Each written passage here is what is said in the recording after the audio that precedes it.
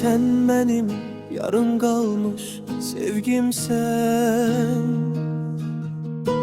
sen benim okunan şiirimsen. Ne kadar uzak olsam da seninle, sen benim her zaman ömrümsen.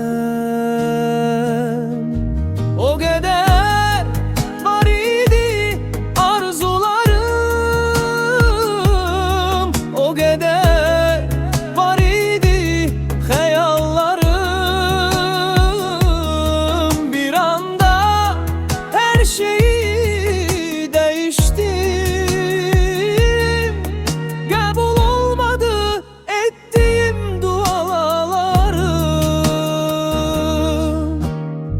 Ben seni körpem kimi severdim,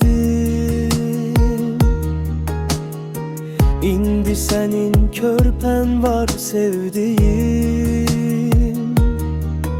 De görüm neyi koydun hatire, dert oldun sevdiğim yüreğime. De görüm indi nece yaşayım söyle, elim çatmır uzakdasan sene. Bu kadar gaddar olmaz bir insan, yorgunam taqetim tükenib inan. Bu mahnı menden hatire kalsın, ne vaxtsa dinleyip beni anarsan. Yanında başkası, ürəyində mən, yuxularımda mənim olarsan. Ben seni körpem kimi severdim, İndi senin körpen var sevdiğim. De görüm neyi koydun hatire,